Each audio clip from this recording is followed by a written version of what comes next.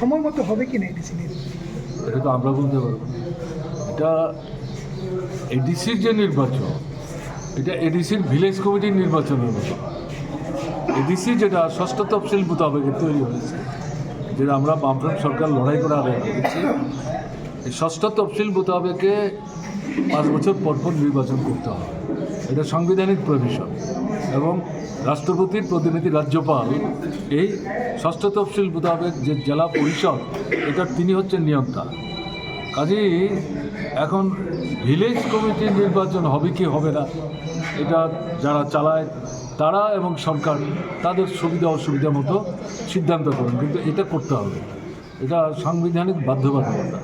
সেদিক থেকে আপনারা যা বলছেন এটা ঠিক। এপ্রিল মাসে এই নির্বাচনটা শেষ করতে হবে, কারণ তার মেয়াদ শেষ হয়ে যাচ্ছে। 4 বছর অতিক্রম করে গেছে, 5 বছরের কাছাকাছি।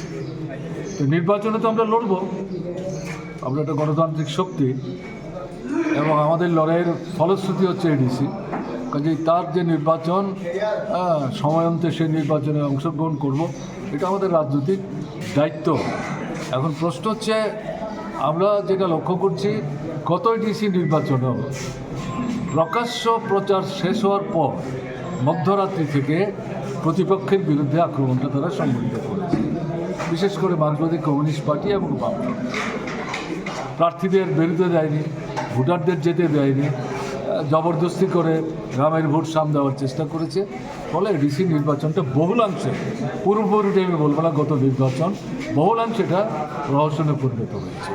এবং এটা 2018 সালের পর, এই বিজেপি সরকার আসার পর থেকে এর এখন অবধি ত্রিপুরা যা যা নির্বাচন হয়েছে, এটা পঞ্চায়েত হোক, নগর পঞ্চায়েত হোক, এডিসি হোক, আমাদের লোকসভা নির্বাচন হোক, বিধানসভা নির্বাচন এবং বিধানসভার উপনির্বাচন, কোনো নির্বাচনই সেখানে দেখা যাচ্ছে স্বাধীনভাবে নির্বাচক মণ্ডলী তাদের পছন্দের প্রার্থীকে তারা ভোট দেওয়ার অধিকার প্রয়োগ করতে পারছেন না।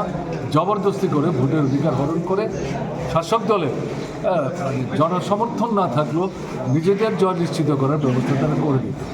তো এবার জনগণের মধ্যে আমরা যেটা প্রতিক্রিয়া লক্ষ্য করছি, এবং বিশেষ করে উপজাতি অধ্যুষিত এলাকায় এই এডিসি তীব্রামাথার হাতে গেছে, কিন্তু সরকার বিজেপি, তীব্রামাথা এবং বিজেপি একসাথে মিলেই সরকার চালাচ্ছে। সারা রাজ্যে যেমন দুর্নীতি চলছে, কাজ নাই, রোজগার নাই, খাবার নাই, কেনবার ক্ষমতা নাই, অর্ধাহার, অনাহার মৃত্যু, সন্তান বিক্রি। এডিসি এলাকাতে বিশেষ করে উপজাতি অংশের মানুষ এই সমস্যাটা সবচেয়ে বেশি তারা ভোগ করছে। এবং এখন যেটা দেখা যাচ্ছে, ট্রাইবেল ছেলেরা আগে যেত, এখন মেয়েরাও কাজ এবং খাদ্যের সন্ধানে ত্রিপুরার বাইরে যেতে বাধ্য হচ্ছে। ওখানে গিয়ে মারাও যাচ্ছে কেউ কেউ, কিন্তু মৃতদেহ ফিরিয়ে আনতে পারছে না। এই পরিস্থিতিতে যেটা দেখা যাচ্ছে, সরকারের বিরুদ্ধে যেমন ক্ষোভ বাড়ছে, এবং তীব্রামাথা যারা এডিসি চালাচ্ছেন, পেছন থেকে সরকারের তাদেরকে সহযোগিতা করার কথা, সরকার তার নৈতিক দায়িত্ব অস্বীকার করতে পারে না, তাদের বিরুদ্ধেও প্রচণ্ড রকম সেখানে বলা যায় ক্ষোভ বিক্ষোভ জমছে, ধুমায়িত হচ্ছে।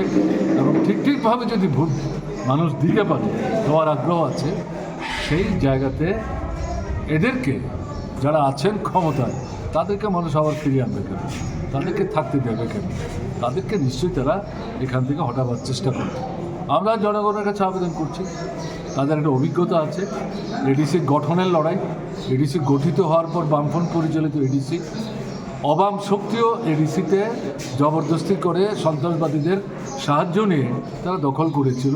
এই অভিজ্ঞতাও কিন্তু এডিসি এলাকার ভোটার যারা, নাগরিক যারা, তাদের আছে যে বামফ্রন্ট ছাড়া এডিসিকে ভিত্তি করে উপজাতি অংশের মানুষের দৈনন্দিন যে সমস্যা, মৌলিক যে সমস্যা, এগুলি সমাধানের জন্য বিকল্প অন্য কেউ চিন্তা করে না এবং কার্যকরী করার উদ্যোগ নেয় না। সেদিক থেকে আমাদের যে ধারণা তৈরি হচ্ছে যে উপজাতি জনগণের মধ্যে একটা বিভ্রান্তি তৈরি হয়েছিল, এটা চলছে বেশ কিছু সময় যাবৎ, কিন্তু ধীরে ধীরে অভিজ্ঞতার মধ্য দিয়ে মানুষ বুঝতে পারছে প্রকৃত মিত্রকে, প্রকৃত প্রতিপক্ষকে। আমি শত্রু শব্দটা ব্যবহার নাই বা করলাম, যারা এখন প্রতিপক্ষ তাদের বড় অংশ আমাদের সঙ্গে সত্যিই যদি উপজাতি জনগণের কল্যাণ চান, আমাদের সঙ্গে আসা ছাড়া তাদের সামনে কোনো বিকল্প নেই।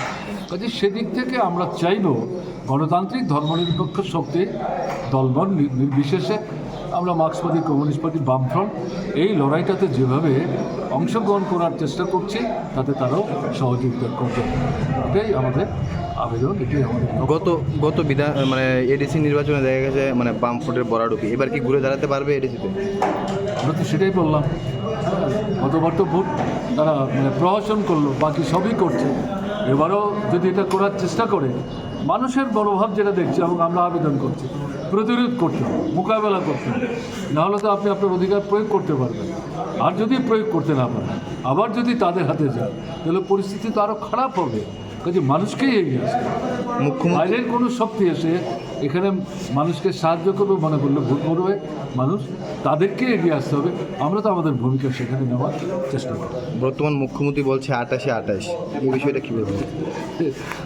এখন মুখ্যমন্ত্রী বলছে 28-28, আবার ত্রিপুরা মথার নেতাও বলছে 28-28, সব মিলিয়ে আসনই আছে 28। দুই পক্ষ যদি 28টা করে আসন পান তাহলে আসন তো লাগবে 56টা, এটা কোত্থেকে আসবে? কাজে এই কথাগুলো বলার উদ্দেশ্য হচ্ছে এটার মধ্যে একটা ভীতি লুক্কায়িত আছে। জয়টা সম্পর্কে এই দুই পক্ষের কেউই নিশ্চিত না এবং বুঝতে পারছে মানুষের মধ্যে তাদের বিরুদ্ধে ক্ষোভ আছে, বিক্ষোভ আছে, তাই একটা পরিমণ্ডল তৈরি করার জন্য এটা হাওয়া তোলার চেষ্টা করছে। বিষয়টা এবারে অত সহজ হবে মনে করার কিন্তু কোনো কারণ